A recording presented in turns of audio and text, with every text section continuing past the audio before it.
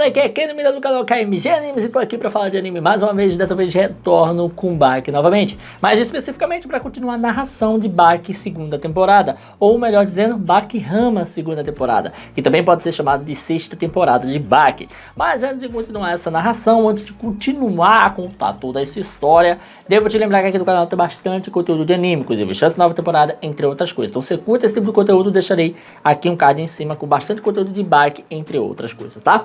Mas enfim, como a gente bem sabe, no episódio anterior a gente acabou vendo aí que Piccolo finalmente teve uma treta entre os humanos modernos e ele, que é o humano antigo, né, o ancestral de todo mundo, mas encontrou alguém diferente, até mesmo de olhos azuis, que acabou ajudando ele a compreender a situação e convidando ele a ir para Tóquio. E pelo que dá a entender, o Piccolo acabou aceitando e se tornou meio que brother do Strider. E aí que se é mostrado a Terra, onde se é dito: este é o ranking das criaturas mais fortes nos 4,6 bilhões de anos de história da Terra. O tempo passa e ali vamos para a casa de Hanma Baki, onde Baki treinava. E quem estava fazendo companhia a ele era o Strider, que olhava para ele e de repente Baki descia sua perna, olhava de volta para o Strider e dizia: já terminei, capitão. Eles vão para o outro lugar, no caso para a sala da casa de Baki. E ali o Baki diz: você quer que eu conheça esse cara? Quem é esse cara? Ele é forte por acaso? O que ele costuma usar em luta? O Strider bebe um pouco do chá e diz: você nunca lutou com qualquer coisa parecida com ele. Baki suspira um pouco e diz: capitão, como isso é possível? Todos que eu lutei usaram muitos tipos de técnicas de luta. Até esse ponto da minha vida, é difícil haver uma técnica de luta que eu não enfrentei ou vi antes. E eu consigo usar todas elas. Strider olha mais uma vez para Baki e diz: Baki, escuta. Qual foi a criatura mais poderosa da história do planeta? Baki pensa um pouco e diz: da história? Eu diria que os dinossauros, mas você quer saber qual era o dinossauro mais forte então? E aí que Strider fala: Baki, não adivinhe, apenas responda honestamente. E Baki diz: qual é? O que é isso tudo? E Strider diz: apenas responda. Onde Baki volta a falar: bem, desde que o planeta começou, devemos contar os dinossauros? E Strider fala: sim, de toda a história do mundo, da primeira criatura viva no planeta até hoje.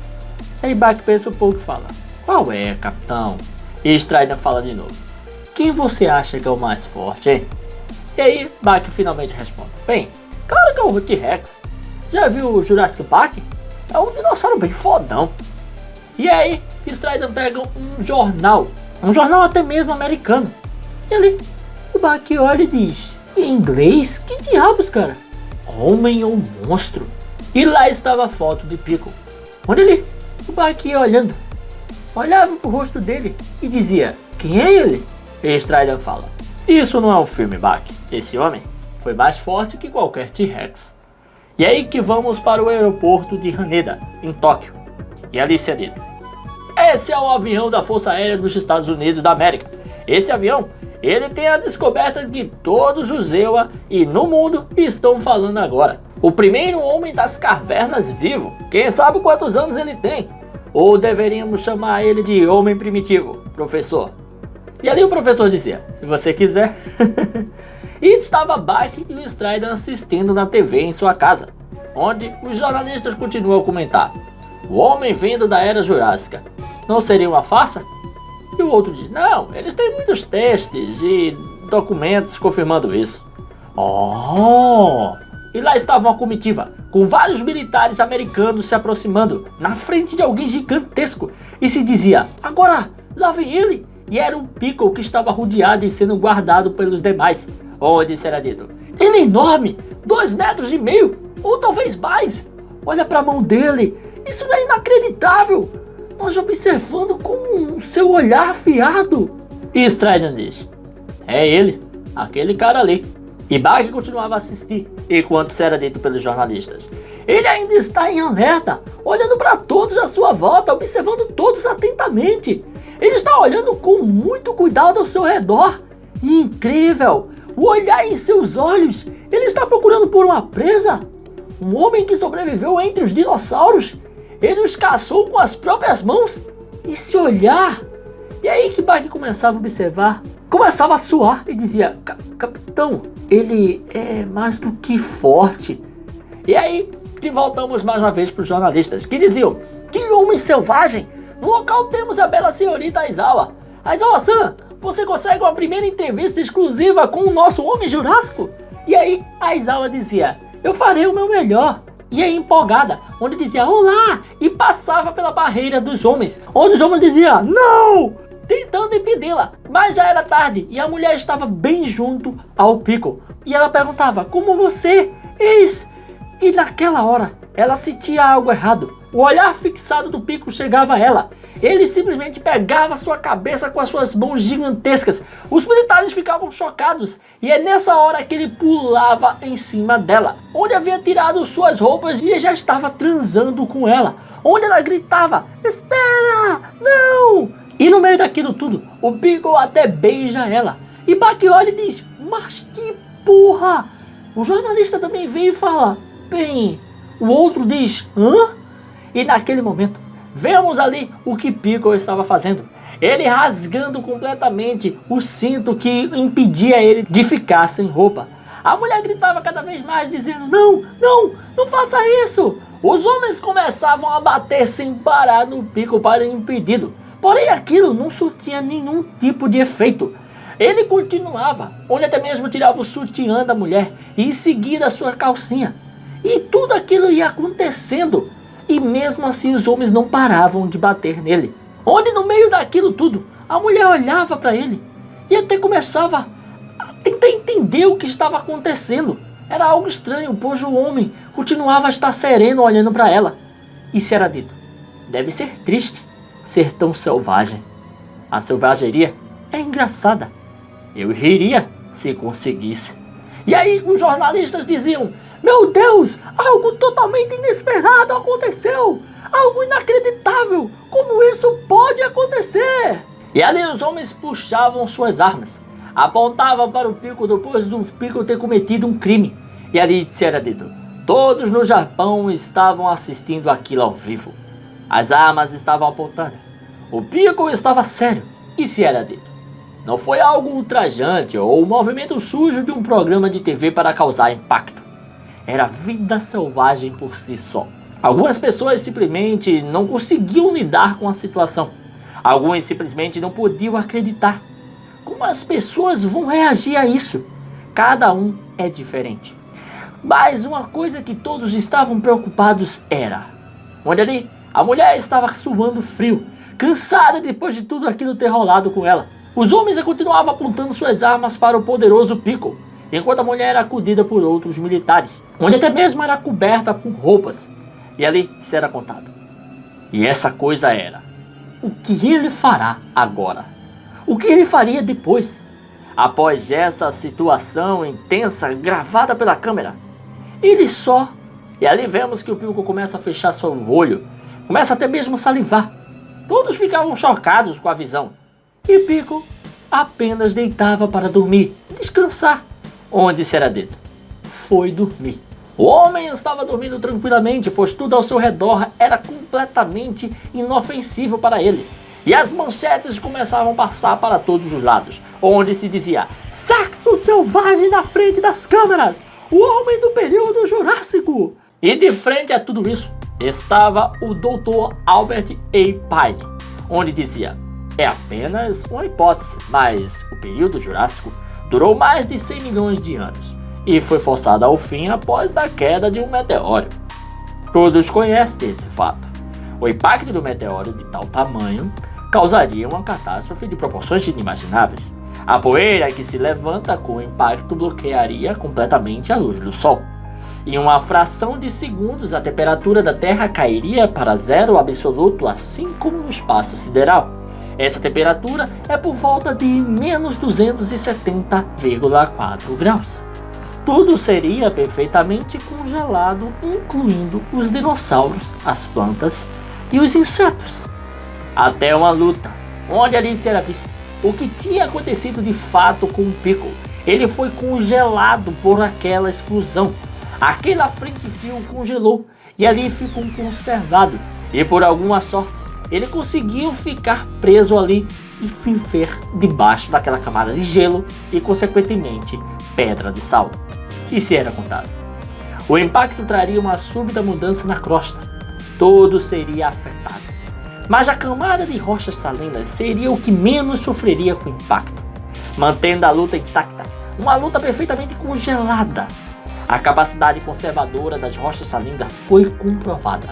No ano 2000, numa remota área do Novo México, os micro-organismos presentes na água do mar encontradas numa rocha salina de 250 milhões de anos foram trazidos de volta à vida quando recriaram as condições de seu habitat. As duas criaturas na camada de rocha salina que foram encontradas recentemente, uma delas estava gravemente ferida, sendo impossível ressuscitá-la. Mas o caçador foi trazido de volta à vida. Onde era o Piccolo? E o Albert começa a contar sobre o incidente. É extremamente lamentável o que houve com a jovem no aeroporto de Hanada. No entanto, ele veio de um mundo totalmente diferente.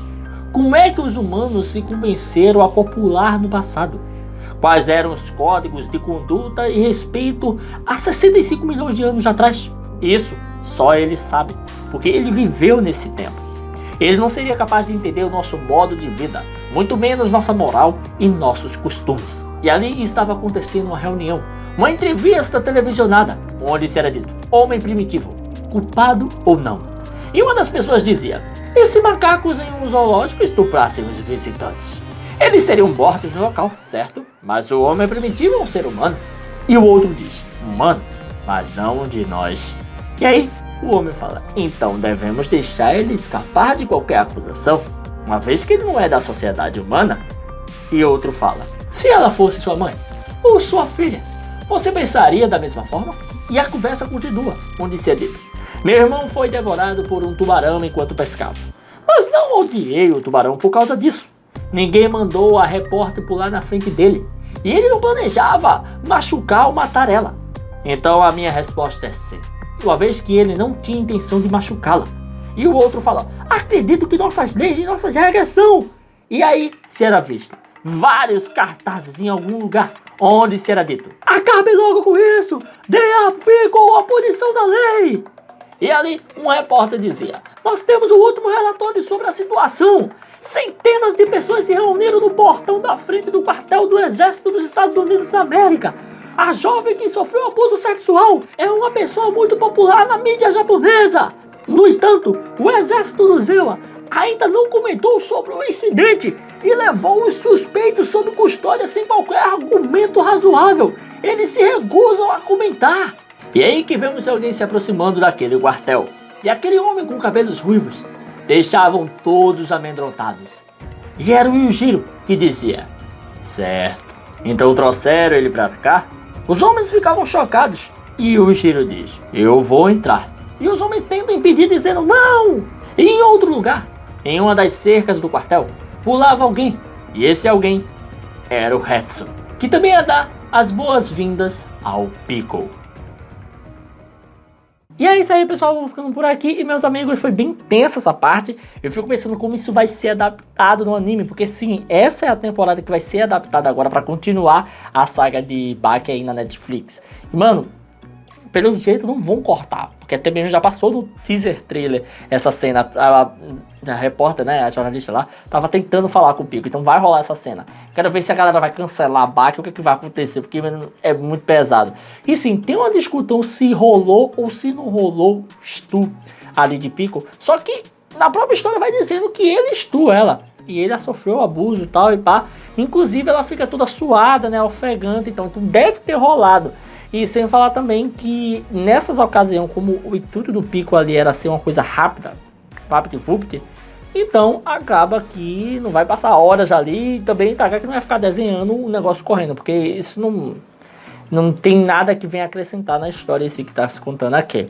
Mas o tenso mesmo é que realmente aconteceu, e pelo que dá a entender, pode até acontecer de aparecer um Piccolozinho mais pra frente, né? Quem sabe acontece isso no futuro.